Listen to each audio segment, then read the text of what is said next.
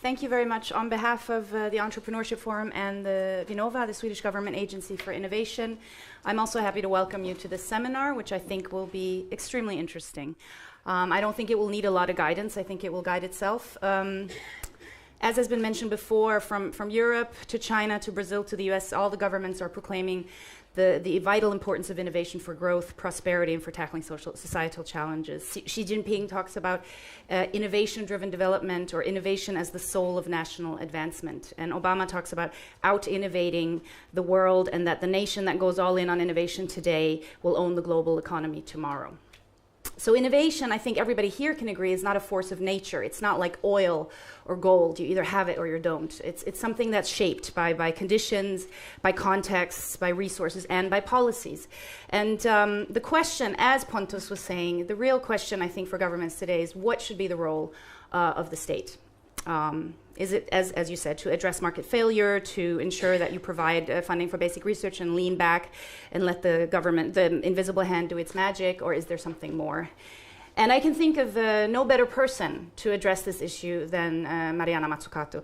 She is a professor who holds the R.M. Phillips Chair in the Economics of Innovation at SPRU, Science Policy Research Unit at the University of Sussex. She was educated at Tufts undergraduate and did her PhD at the New School for Social Research in New York. And as most of you in this room will know, she wrote the book, The Entrepreneurial State, which has been, among others, on the Financial Times list of books of the year for 2013. I think the same for Forbes and for Huffington Post. So I think we can all look forward to a very inspiring talk. The format of the seminar today is that after Professor Mazzucato's speech, there will be 3 panelists who will comment on the presentation, and then we will give Mariana Mazzucato a chance to react, and then I would also invite questions from the audience, short questions, since we only have 1.5 hours and we've already used 7 minutes. So please, short, clear questions addressed to Mariana so we can have a fruitful discussion. So having said that, I would like to welcome Mariana.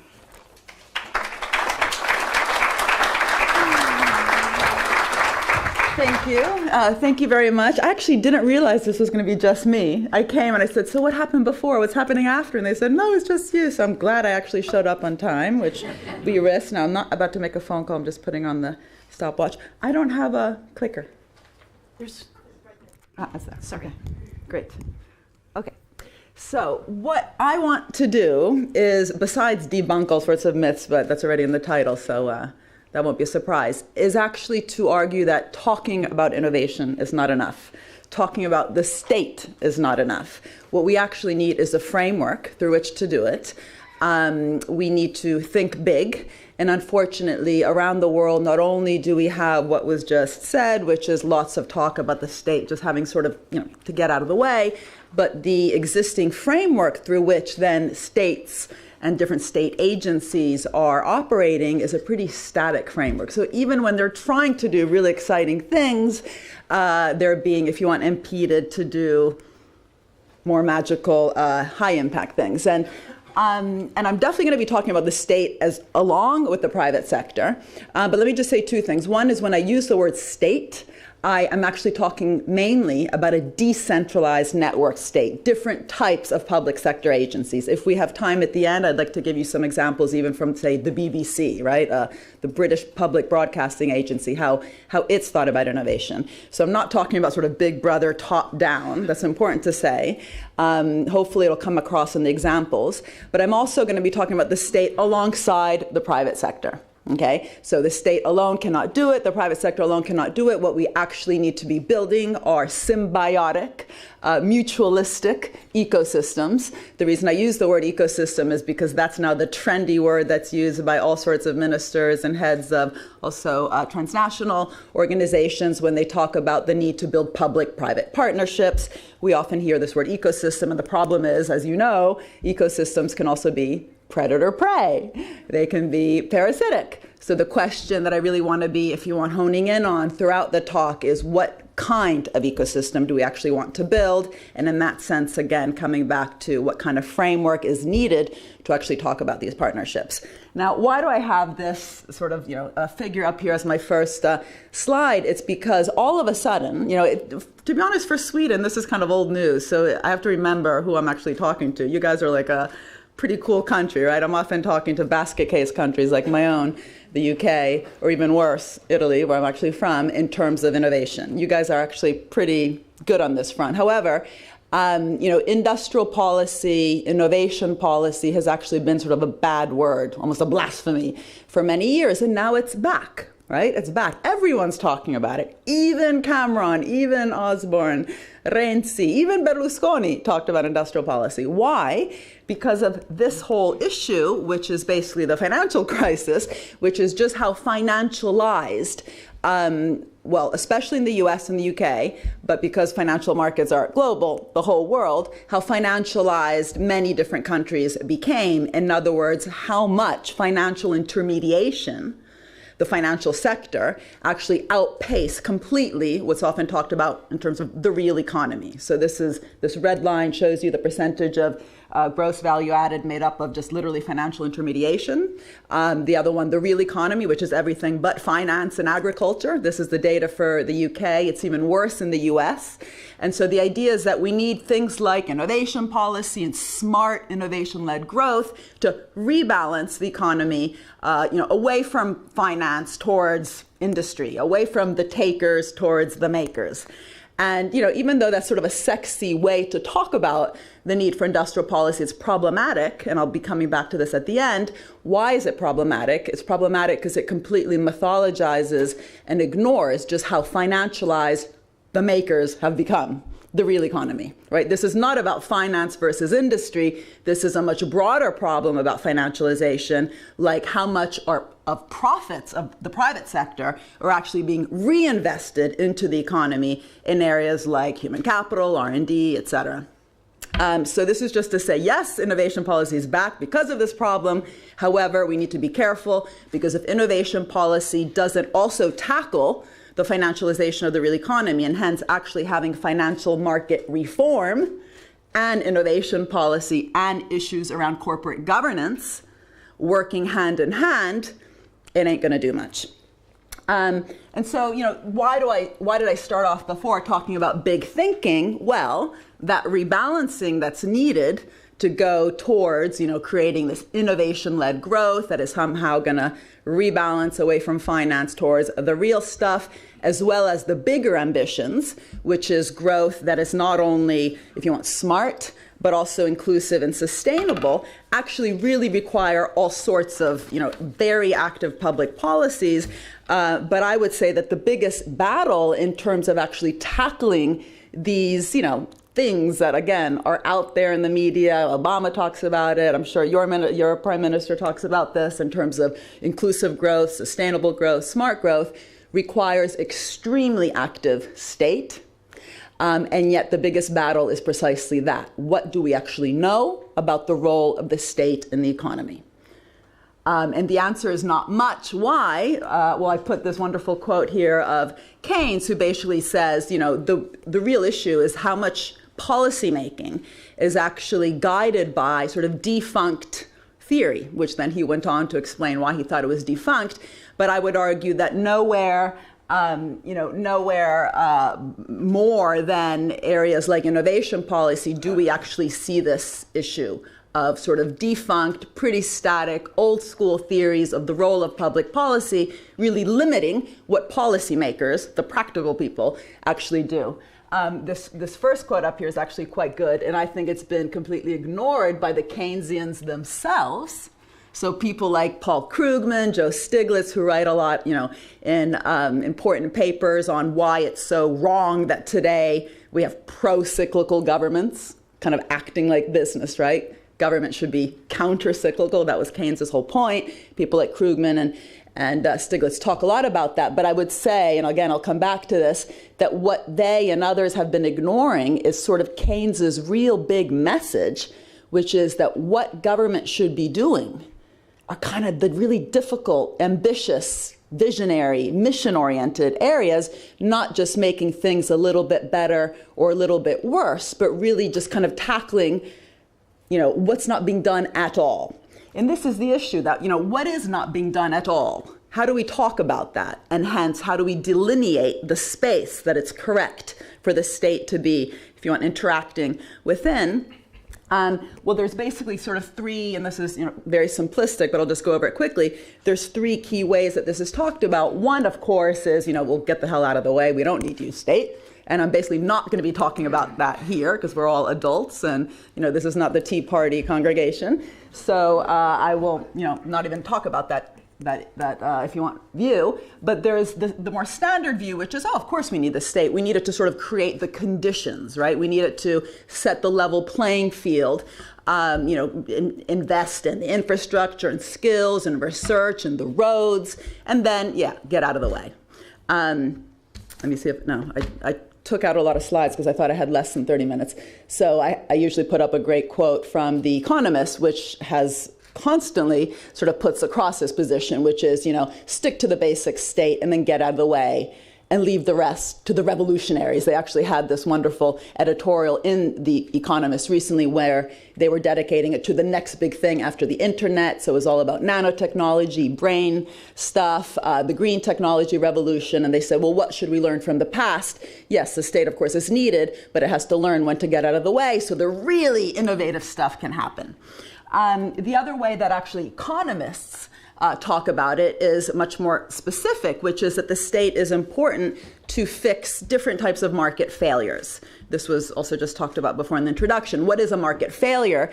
It's when, if you want, the market, the business sector does not provide. I shouldn't actually say market/business sector because the market is not business. The market is an outcome of interactions between different agents, some of which are business, some are public sector, households. I'll come back again to that as well because that's extremely important. So when business does not provide, for example, when you have a public good, so say basic research, which has very high spillovers, it's very hard to appropriate the returns to investments in areas like basic research, then you have too little private sector investment, and hence the state should come in and invest in that area. So there's very little debate, actually, in most countries on whether the state should be, in fact, funding R&D in terms of the basic research side. That doesn't mean that every country does that, but that isn't sort of an area of debate. And so what I want to focus on is both this problem of R&D and who's actually doing it, but also, is this actually completely missing something else that the state has done in the few countries, because there are few, the few regions within countries that have actually historically achieved what we call sort of innovation-led growth, smart growth. And I'm going to argue, yes, this basically, even if we look at market failures, whether it's public goods or positive and negative externalities, if the state was just limiting itself to those areas, we actually would not be able to explain whether it's the Silicon Valley of the past, China today, Finland, lots of Sweden's success, Brazil, the few emerging countries that really are emerging. I really don't like the word BRICS. Brazil and Russia, how different are they in terms of how they approach innovation? Hugely different. And so by ignoring that something more interesting thing that I'm going to be talking about, we unfortunately constantly come back to this sort of mythological distinction where, yes, of course, we need the state to do all, the kind of boring basic stuff, creating the conditions as well as the horizontal framework measures, but then get the hell out of the way because the really cool guys, whether it's the individuals like Steve Jobs, Elon Musk, Zuckerberg, or say the venture capital industry can really do their funky stuff. And so this ends up leading to policies, really dysfunctional policies, I think, which kind of assume that what you have is business in a cage, wanting to innovate, wanting to be creative, wanting to invest. I wish that Ainsley was here because you got to hear this guy talk. He's saying exactly this for Italy. You have Italian business wanting to invest, but it's being impeded by too much red tape, too much bureaucracy, too much too many rules. So what we need is to think of different ways that government can facilitate that innovation process and take away all these barriers so it can roar. Instead, what I'll be arguing is, that actually what we have in many sectors and many countries is, not much courage. And if we actually look at what has led to both private and public working together in a really interesting, creative, symbiotic way, has actually required the state to create the animal spirits, using Keynes's word, not to assume them. Create that courage, create that willingness, and only by taking on this kind of entrepreneurial, mission-oriented, visionary role from the public sector, does the private sector later enter these different spaces. And the only way I can really sort of, convince you about this is by giving you some examples. Ooh, this is completely self-promotion, sorry. This is my book. The reason I have the lion and the pussycat is the reason I just mentioned, which is, the word animal spirits, if you don't know what it is, it's being misused, by the way, today. It's assumed to mean just kind of behavioral finance, so irrational exuberance.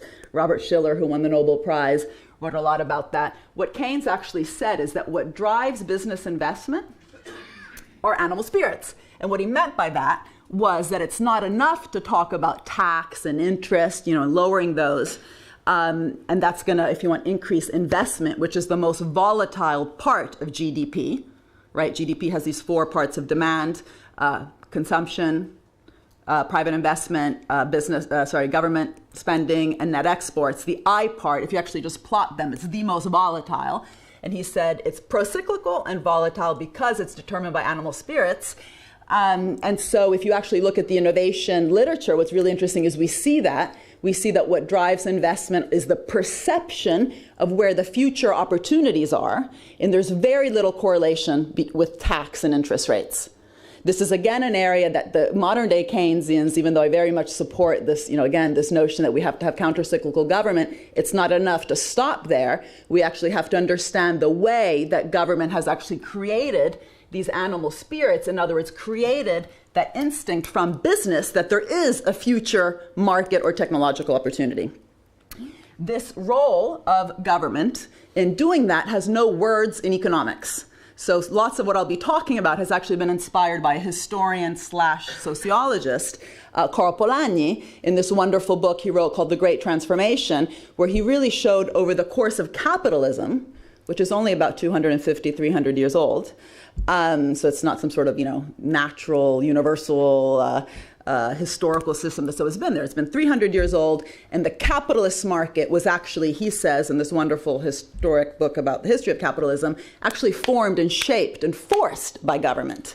So the whole state versus market thing is actually false historically from the start, and nowhere do we see this as true as in, say, if you want, the innovation arena. But what's really important about his work is he shows that even just in terms of the market itself, the market mechanism, the notion that there is an average price of oranges in a country, that market mechanism was in fact strongly shaped by government.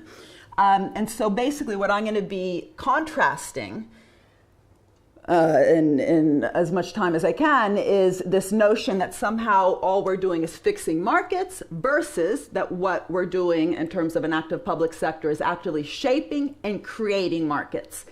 And if you buy this, and if this becomes, if you want, a way to guide governments, what it means is we also need different tools through which to evaluate the government investments.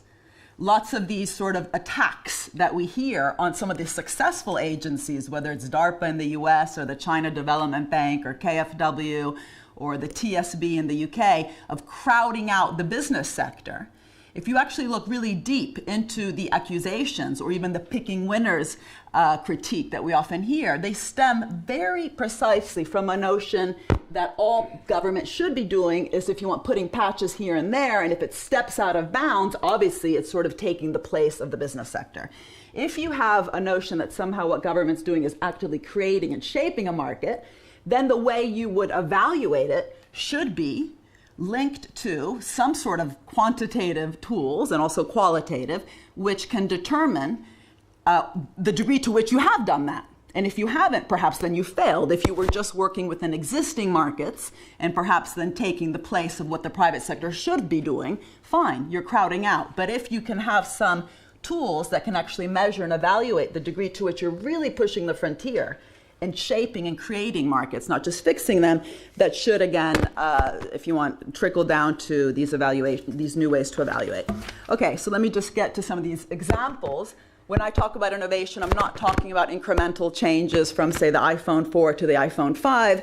I've tried to learn some lessons from the emergence, if you want, of the really important technologies that some people talk about in terms of general purpose technologies. So those technologies and innovations that have really affected how all different sectors work across the economy, and looking at them in terms of sort of a risk landscape. So not everything's the same. Who's investing when and where within these sectors? So in green today, who's investing in the most capital intensive and high technological and market risk?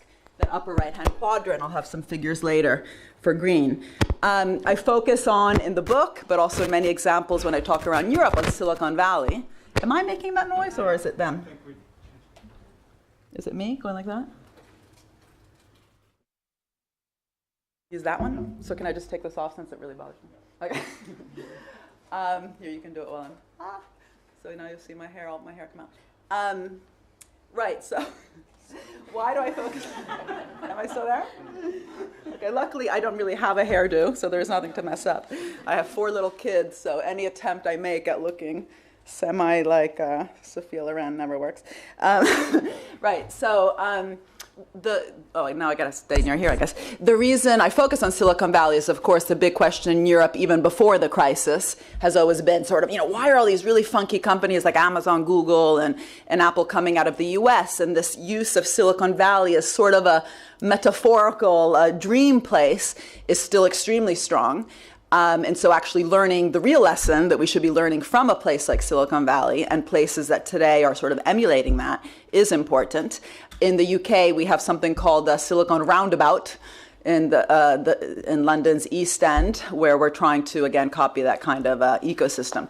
Now, what's interesting, if you look at different, if you want, areas that have, in fact, come out of that part of the world, first of all, what you find is that you had, yes, not just an active state with huge amounts of money funding things like, the classic example, the internet funded mainly, not only by DARPA, but that these investments, the public investments, happened across the entire innovation chain. This notion that somehow it was just the public good, so the basic research stuff that was important, is just wrong.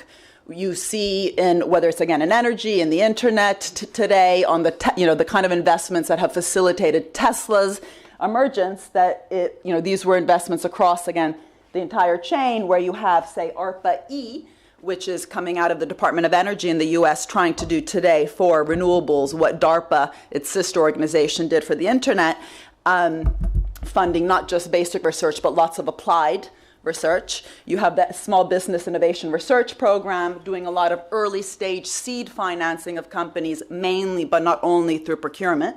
You have the National Institutes of Health that spend $32 billion a year doing, again, not just basic research, but also often bringing the drugs all the way down to even doing, for example, clinical trials, and spending a lot also, again, on the applied research. So this notion that somehow it's just the public good basic research example that can explain the importance of the public sector, just again, looking across these different agencies already, we see that it's problematic.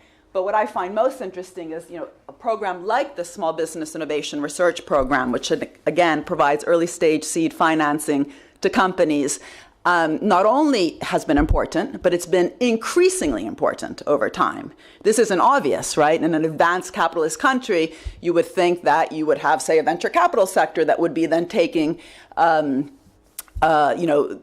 role. And in fact, that's why we have the venture capital industry, because private banks are too risk averse. And so we need this early stage high risk finance. The problem is, if you actually look at what's happened to venture capital over time, by hyping it up, and again, we can go into that later perhaps in question time, it's become increasingly short-termist, exit-driven, wanting to exit maximum sort of 3 to 5 years' time, mainly not only through an IPO or a buyout, when actually that whole innovation, if you want, cycle, and even the middle stage can take 10 to 15 years. And so as the private financial sector, in this case VC, has become increasingly short-termist, speculative, through the whole IPO dynamics, this public funding, which here is these, but anyway, the shades look a bit similar, has become more important. And of course, Compaq, Intel got their early stage financing from SBIR. Apple got early stage financing from SBIC, a sister program. And a recent study by Block and Keller actually went and interviewed lots of companies in the US who then admit that when they go to venture capital, they're told first go get the SBIR funds and then come back. And again, this is simply not known. And it's a problem, of course, because that kind of financing is extremely risky, often fails, and unless we admit this high risk that that finance actually took, when it actually succeeds, there should be measures in place to make sure that some of this financing actually can, make some of the returns from the upside precisely to be financing the downside. This isn't, by the way, just the only program. There's all sorts of early stage financing of companies, not just technology, in the US. So the Tesla S car most recently got $500 million guaranteed loan. This is different from the Obama administration. $465 million. And Solyndra, similar company within renewables, got $500 million. Everyone knows the Solyndra story because it failed. It's now used as the classical example of government being basket case, doesn't know how to pick winners, should just be doing the horizontal measures, ignoring the fact that actually, Tesla, which is the new hero company in Silicon Valley, received a similar amount. And more or less for government, just like for venture capital, the statistics are that basically for every win, you've got kind of 7, 8, 9 losses. But whereas we admit that with VC, so that Genentech, for example, which was funded by Kleiner Perkins, was very successful and made enough money for Kleiner Perkins to even fund its losses, which, were, as with any venture capital company, quite high. Since we don't admit this kind of risk-taking role that the government plays, we haven't actually allowed in the US, this is different, by the way, in places like Finland or Israel, to also get some of the upside. And again, that's something that we might want to talk about. Israel, of course, the YOSMA program, which does retain equity. In Finland, Citra, which funded the early stage Nokia, at least early stage meaning Nokia's sort of second development in the last 100 years, retained equity. And that's not sort of considered okay in the US and in sort of the more Anglo-Saxon type innovation ecosystems. Anyway, the iPhone, this is a classical example I use because, again, what actually makes this phone smart and not stupid was, in fact, or is what you can do with it. So internet, GPS, touchscreen, Siri, all government funded. And it's not enough to say, okay, yeah, we know that. The question is, well, why is it then in this 700-page biography of Steve Jobs, there's not one page, one paragraph, one sentence, one word that says, that talks about that. That yes, he was a genius. We don't have enough people like that. Lots of countries would be better off with that kind of mind and that kind of team that he was able to put together, which still exists today. What we don't admit, that's what is actually missing in many countries, is not just the Steve Jobses, but this massive wave of state funding, which someone like himself was able to surf. And so, in fact, the R&D expenditures in Apple are actually quite low compared to some of their main competitors. Why? Because they use existing technology, put it together using, Jobs's and Ives and that whole team's sense of design and simplicity. So he took that great calligraphy class, we all know that from the biography, and that, was very important. But again, if you look at many countries around Europe, which are spending lower than average on R&D, both in terms of the public sector spending, but also, as we can discuss later, the private sector spending, that is really crucially important in the US, where you have this very active government across the entire chain, allowing then venture capitalists to come in sort of halfway through and ride that wave. And what we're missing today, even in places like the US, after all this sort of stalemate with the Tea Party dynamics, if you want stable funding of that wave. Often when I talk about this around Europe, they all say, oh my God, you're talking about, the military-industrial complex, because they see things like the CIA having been involved in the touch screen. By the way, the CIA has the biggest venture capital fund in the US, called In-Q-Tel. So yeah, DARPA out of the Department of Defense, that worries many people. But the point is that became a model in the US that was then applied to health. This is the $32 billion a year that I mentioned before, which has actually been responsible for the most radical drugs, these new molecular entities with priority rating, so the revolutionary drugs, but also areas like health, like energy, which I'll mention in just a second. So again, ARPA-E within the Department of Energy, trying to do really cool things like DARPA did for the internet. I should also say that one thing that really distinguishes these organizations is the degree to which they've been able to attract really high-level talent. Right, so the Department of Energy, up until recently, was run by a Nobel Prize-winning physicist called Steve Chu. And this is one of the issues, that the more we actually, downplay the role of what the state's supposed to do, just fix market failures, help facilitate the business sector, or, just create the conditions, or get the hell out of the way, it becomes really hard to attract the best. And I don't have this notion of sort of who the best is, but the top talent out of universities, it's not very sexy in many countries to go work for the public sector, precisely because the way we talk about it has become, I think, quite problematic. And this is, of course, an issue, because it's not that the state is always like this. As I mentioned at the beginning, and I live in Italy. Public sector organizations are not playing this role in Italy, but you get into this self-fulfilling prophecy where then the more we bash the state in terms of being the problem, just get out of the way, just reduce the tax, do our R&D tax incentives and then get out, or create these conditions. If you're a top scientist, why the hell would you want to go work in an organization that at best is facilitating, or even worse, de-risking, right? Is what DARPA did de-risk the internet sector so that business could come in, or did it actually create it and actually take that courage and the huge risk? Because for every internet you have kind of 8 to 9 Concords, as I mentioned before. So the language we use to describe this also affects, if you want, the dynamic of these organizations. Let me move on. Here, what's very interesting is this is an OECD figure that compares direct versus indirect funding of innovation, specifically business innovation in countries. So this is government funding, like, say, this SBIR program or the NIH funding in different countries. The gray is direct, the blue is indirect, which is basically R&D tax incentives. And what's fascinating is the US, which we always, again, describe as the market mechanism, actually has huge amounts of direct funding. Sweden, it's not as much as some of these other countries, but it's all direct. A country like France has huge amounts of indirect. And this is quite important, too, because coming back to this issue of these government investments actually creating these markets, what we see if you look historically at biotech, nanotech, internet, today green technology, is it's actually been these direct financing, which then create the sector, which then you can, on top of that, apply R&D tax credits. But there's very little evidence that R&D tax credits alone actually make R&D happen that wouldn't have happened anyway.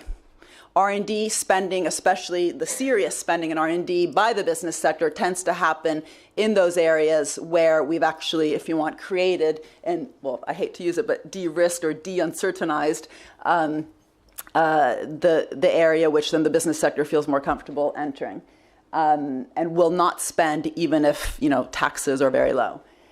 This is just important because of the whole Eurozone debate today. It is completely wrong to argue that somehow the southern, neighbors of Germany are where they are and have the problems that they have because they spent too much.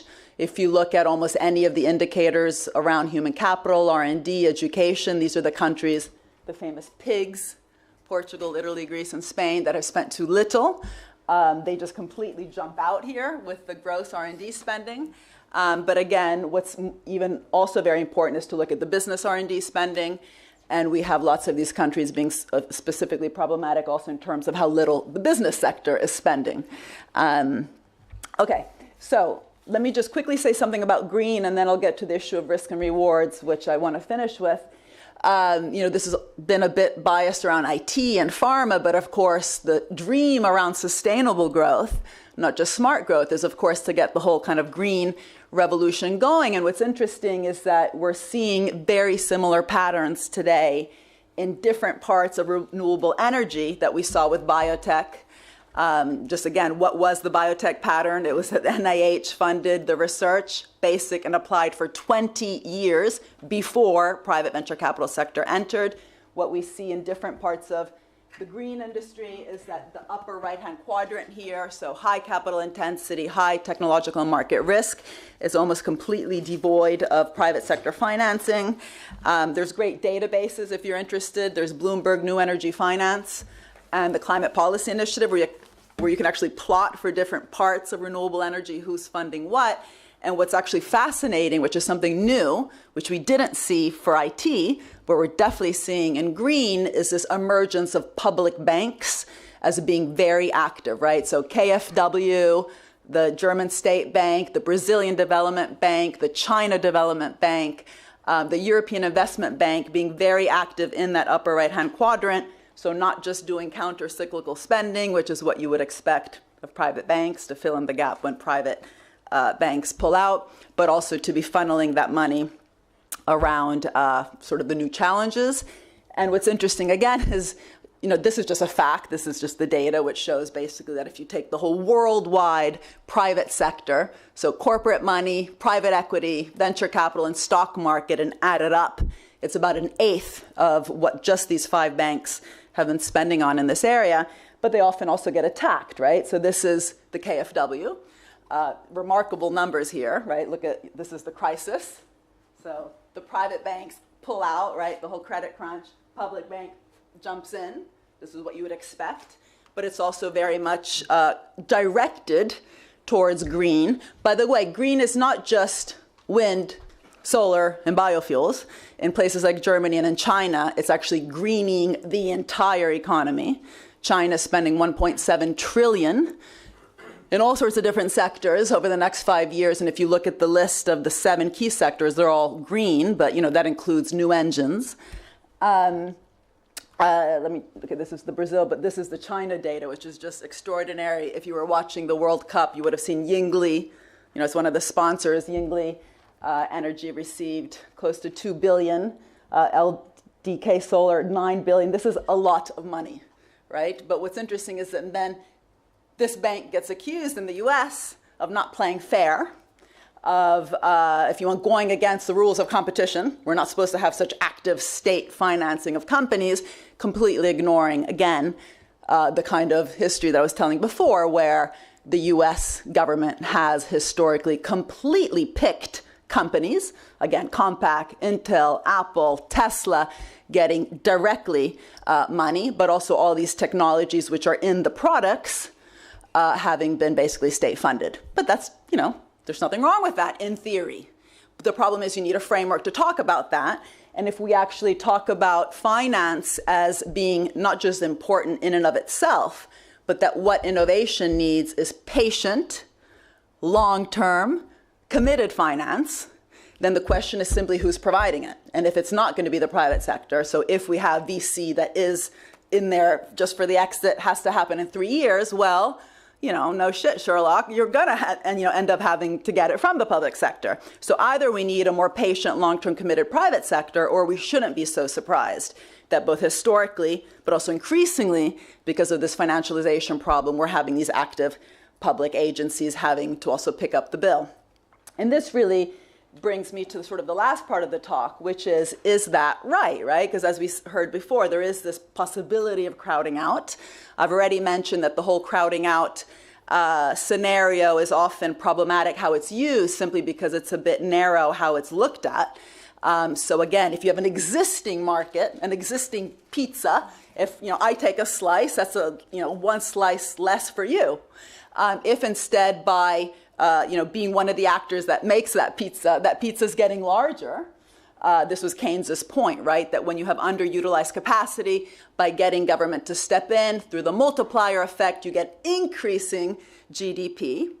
And so increased also savings for both government and the private sector to be using, then you have this crowding in phenomena. But even that, it's limited, because Keynes didn't talk about innovation.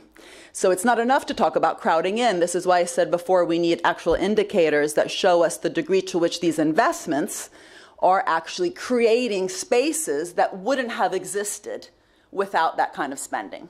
Of course, the counter scenario would be, okay, fine, the government just happened to do the internet, but it would have happened anyway.